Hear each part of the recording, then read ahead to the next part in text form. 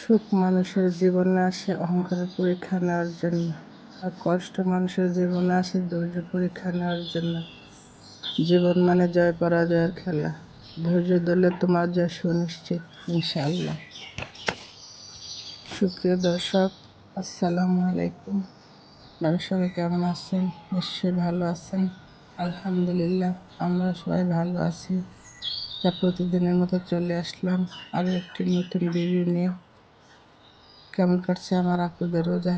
তো দেখতে দেখতে তা 9টি রোজা পার হয়ে গেল। কীভাবে যে প্রতিটা দিন পার হয়ে যাচ্ছে আসলে টেরই পাচ্ছি না। সেই দিনই তো মনে হলো এই তো রোজা চলে আসলো। দেখতে দেখতে আরও 8টা রোজা পার হয়ে গেল। আসলে খুব খারাপ লাগে। আর পবিত্র মাসের পবিত্র দিনগুলো মনে হয় এভাবে ফুরিয়ে যায়। তো এক একটা দিন যেন এক একটা দিন যখন এভাবে ফুরিয়ে যায় তখন কিন্তু খারাপ লাগে।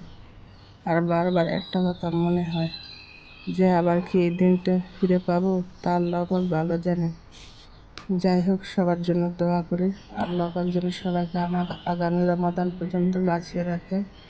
আর পবিত্র মাহে রমজানের উসিলায় সবাইকে মাফ করে দেয়। সবাইকে যেন ইহকালে পরকালে কল্যাণ দান করে। সবাইকে 30টা রোজার তৌফিক দান করে। 5 ওয়াক্ত নামাজ পড়ার তৌফিক দান করে। প্রত্যেকের নেক মনের বাসনা পূরণ করে দেয়।